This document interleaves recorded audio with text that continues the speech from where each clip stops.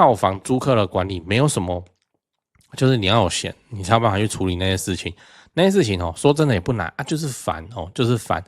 那个洗衣机洗衣机我以前处理过嘛，那个洗衣机有2台，然后洗完之后旁边还有烘干机，然后投币式的这样，洗衣机洗，就有一个住户他的衣服已经快5天没有把它拿起来了，搞得大家只剩一台洗衣机可以用，怎么处理？我怎么知道怎么处理？我去就是专门把他的衣服这样拿出来，然后找个袋子装，然后放旁边，就这样了，都臭掉了，好烦就要处理这些事情反正套房的租客就是这样，什么事情都是你房东的事，因为他是来享受的。套房就是一卡皮箱入住，什么都是要好好的。那隔套收租但投报率高是高啊，但是你看我之前不是就建议说，你最好是老了以后就也蛮闲的情况之下，你再去做这件事情。我们年轻人专注本业发展副业，不要去搞这东西啊。3大踩雷房型别碰，帮你轻松收租拼涨幅。先说结论，3种不建议中产阶级夫妻去买的房子。第一种透天，第二种华夏第三种工业宅。嗨，我是买房阿元，订阅买房阿元，我先祝你老了有房也有钱我们上一支影片聊了中产阶级夫妻应该要怎么思考自己的资产配置，如果还没看过的话可以看一下。那今天我想跟你讨论中产阶级夫妻资产不要碰的房屋类型这是我们来讨论中产阶级最好不要碰的房子先讲一下前提这些房子没有不能买，但是中产阶级因为平常要上班，下班跟假日要带小孩，所以要找出尽量不占用你时间的物件来无脑出租，方便管理，然后你就拼重大建设落成5年后的涨幅，大概就是这样所以以好管理为优先不是说这些房子哪边不好这样。第一种不建议的房子是透天透天它真的没有不好，只是说你要取得好的报酬一定是怎么样，要隔套嘛你透天那边隔套，那你透天隔套收租之王我们叫做透店套，就是它1楼是店面，你租给人家做店面，上面是套房，然后那个楼梯在旁边，不是说那个楼梯你要走进柜台后面的楼梯上去，不行，这样子就不行或者要叫人家走后门，这个就不行，最好是在他隔壁就踢在外面，所以说上下出入他不需要去走进那个店里这就是收租之王透天套，通常出现在联排透天的边间，就这样那既然是套房你就要去管理啦。隔套收租会卡到第一个问题是你要找公办来做隔套你又透天，这一隔下去好几百万跑不掉呢。再来你会遇到第二个问题是花时间管理房客，就会压缩到你下班时间跟美好的假日。那你说代租的好你去他们现在包租代管直接跟你收20%呢，就看你自己算完之后你投报率你甘不甘愿嘛那租客会找你也不是什么重要的事情那可能就是要帮租客重开网路然后看一下为什么热水不热了之类的不重要的琐事，然后晚上又被卡在外面之类。再来你要知道其他不建议的房屋类型那接下来我们来讲第2种不建议的房子，华夏华夏的问题是什么？户数少，户数少会发生什么事？你很容易就会被叫去要当管委，你知道吗？那个大家都是轮流当今年换你了就这样。那要干嘛你最后还是财委要管钱可以不要吗？没有呢，这是我们大家轮流的就变这样。如果这间房子在你家附近就算了如果跨县市的话舟车劳顿。然后现在很多华夏的屋龄是怎么样？20到30年左右之后就会遇到需要更换电梯的问题这又是一笔费用。然后你看你们那么少的户数，管理费一定是不够的嘛，所以就是怎样，每户都要出出个15万20万这样。那你看会不会有人每个人都那么好，通通都是没问题我就来出？怎么可能嘛？投资费不出，然后大家没电梯可以坐就变这样。我还真的看过这种房子在桃园，很夸张，电梯坏掉不修的，然后住华夏搞得跟住公寓一模一样，乱七八糟。第3个不建议的房子，工业宅工业住宅。工业住宅这种个人是建议你就直接不要碰，因为我们在中南部你在台北市新北市你可能没得挑吧，工业宅确实有它 CP 值上的优势，可是你坐在高雄的你有差你干嘛要去做工业宅工业宅它第一个问题是它不好贷款，然后它涨幅也会落后于一般住宅，因为它的土地使用面积就是公嘛，它那个工业区附近嘛。第二个问题是它很容易不合法，工业宅一般是不能当做住宅使用的，但是一些建商还是会把它包装成一般的住宅案。那个英文的那个阿迪他不是就不小心代言到工业宅嘛，旅馆案就这样那工业宅的部分我之前已经拍影片讲过了，你没有看过的话可以看一下。那最后你要知道，我推荐你买的房子中产阶级适合的，接下来就来讲说推荐哪一种，你应该看我影片那么久，你也猜到了嘛，对不对？又是那个嘛，蛋黄区的电梯三房平车嘛，这种就是败无可败的剧本嘛，就这样哦。然后最好是那个蛋黄区的单房叫做废墟啊，废墟就收回来自己整理整理啊，就这样。尤其是在现在的这个经济环境底下，我真的是不建议你去赌蛋壳区的暴涨。如果你要赌的话，就是用你的3屋4屋去赌，你不要用你的首购2屋来赌这个暴涨。你那首购跟那个2屋你就是要去干嘛？先求不败再说吧。先求不败的话，是不是蛋黄区的电梯三房平车这个东西是最无敌的？它比较贵，我知道，但是怎样败无可败，因为你蛋黄啊，涨的时候你领涨啊，跌的时候你最慢跌啊。然后你电梯三房平车，你租很好租啊，然后你 CP 值又高，因为蛋黄的预售会帮你抬价钱啊。然后你是3房来租的都家庭租客啊，除非是因为什么问题啊，莫名其妙的问题啊，不然的话通常都不会搬走的啊，因为小朋友要在附近上学啊，那你卖也很好卖，因为它就是一个一般人换屋的终点，你知道吗？就是原本住2房的人老婆怀孕生小孩生出来以后，因为家里实在是放不下，他就会希望换到3房平车。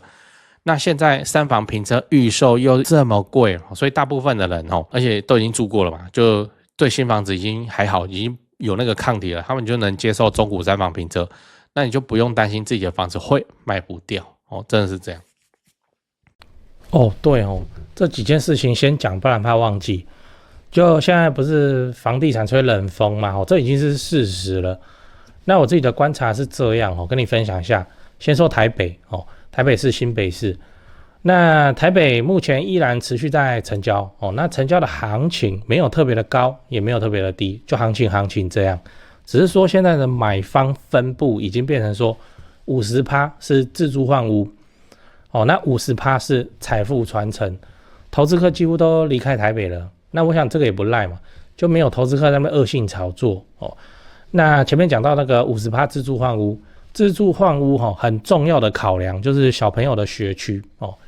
所以蛋黄依然非常坚挺那 50% 的财富传承那财富传承讲的就是就天龙人嘛有钱的天龙人，那通常都是怎样？长辈就是看生几个小孩，然后每个小孩一人帮他们买一间这样要给小孩的这种属性，所以他那个也没有要投资，也没有要炒作啦，就是保值就好财富传承那你有钱，你要放在全台湾最顶尖的房地产市场来自住换屋或是财富传承都可以只是说现在成交在4500万以上已经是目前的常态我居然还有观众去买超过1亿的大安区房子，然后他们说我台北前辈的团队服务是非常的顶级他们的家族很满意这样。对，所以你要看那些财富传承用的房子或者好学区的房子你就加我前辈的 LINE 小老鼠拜台北，小老鼠买台北这样，加了你就看到他的大头贴那个是助理在顾的那他们会不定期的 po 这些房子给你参考。OK 那讲完台北，讲高雄高雄的情况是也一样，市场降温那之前的乱买乱出价族群就不见了，我认为这样很好，因为这样子我们就可以专心瞄准重大建设，就比较不会有那外行乱出高价的乱，你知道。那自从我拍了会员影片我会员影片不是都会拍重大建设嘛，那陆陆续续我拍了高雄的重大建设有楠梓台积电到凹子底3大开发案，富邦凹子底 BOT 案，到71期4地重划，新高雄火车站，到亚洲新湾区你们观众很奇怪我拍一个重大建设，你们就跟着买一个重大建设附近。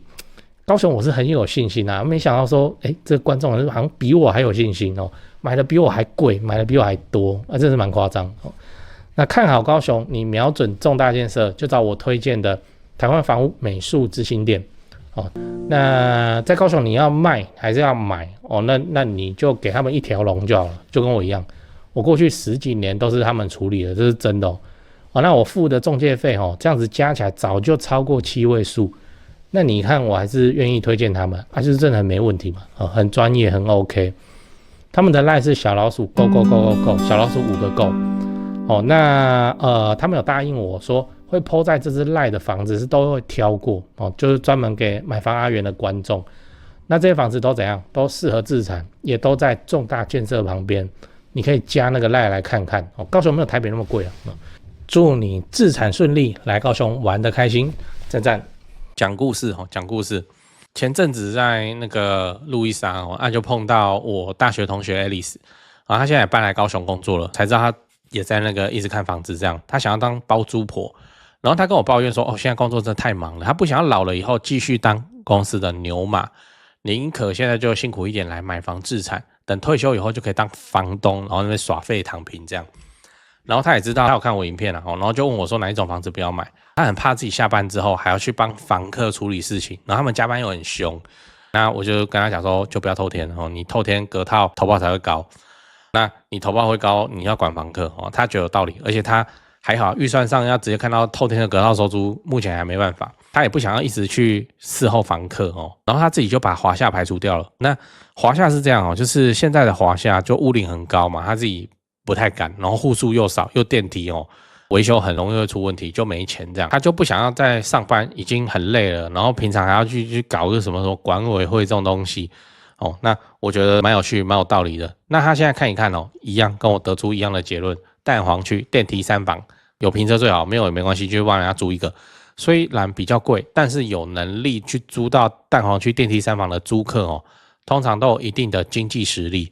也比较有 sense， 他不会惹事情。这个是他说的不是我讲的。然后他现在还在继续去看房子，这是个时机呢，看房子他想要找一间收租合理价格收租的电梯3房，就看看没那么容易啊，就不是说什么血腥7日吗？美国关税，现在中国还不是很坚挺大概就是这样。你看3房平车放生收租真的是舒服啦，那没什么代志你真的会有事情。像我以前在弄最常接到的电话就是那个管理员打给我也不是说什么问题，也就是说那个包裹很久没有拿反正我就再跟他讲就好了。水费电费他们自己都会去顾。我个人认为家庭租客还是最棒最美满的也翻过车啦就是那个女儿来租，然后结果住进来是年迈的老 Coco， 就是那个拄拐杖过来，你看到你不敢租他的那种，你没办法，他派他女儿出来租，他女儿也没住那里，会有这种问题。那还好啦他们就已经很难找房子，要到派女儿出来，他不会惹事情的。所以我个人认为3房还是最好的东西。套房租客的管理没有什么，就是你要有闲，你才有办法去处理那些事情。那些事情说真的也不难就是烦就是烦。那个洗衣机我以前处理过嘛，那个洗衣机有2台，然后洗完之后旁边还有烘干机，然后投币式的这样，洗衣机洗，就有一个住户他的衣服已经快5天没有把它拿起来了，搞得大家只剩1台洗衣机可以用，怎么处理？我怎么知道怎么处理？我去就是专门把他的衣服这样拿出来，然后找个袋子装，然后放旁边，就这样了，都臭掉了，好烦就要处理这些事情